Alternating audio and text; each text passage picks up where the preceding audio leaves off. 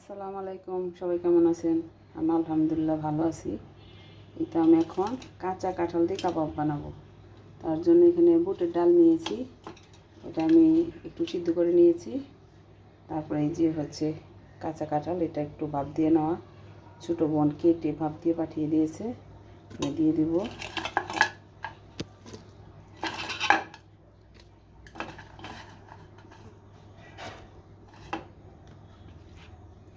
সামান্য একটু চিকেন দেব।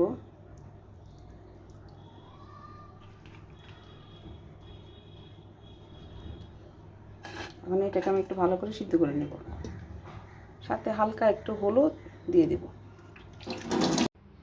তো কাঁঠাল সিদ্ধ করে রেখেছিলাম, ওটা আমি একটু হালকা ব্লেন্ড করে নিয়েছি। আর একটু গরম মশলা গুঁড়ো দিয়েছি, যে কাঁচা পেঁয়াজ, কাঁচা মরিচ, আর হচ্ছে পেঁয়াজ বেরেস্তা, আর একটা ডিম এখানে দিয়ে দিয়েছি। এখন এটাকে মেখে কাবাবের শেপ দিয়ে নেব।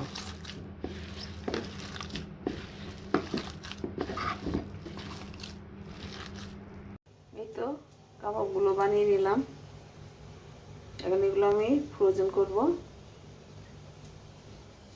আর এই যে ভাজতেছি, এই যে একটা ভাজা হয়ে গেছে, এটা একটা ভাজতেছি। আচ্ছা, আল্লাহ হাফেজ।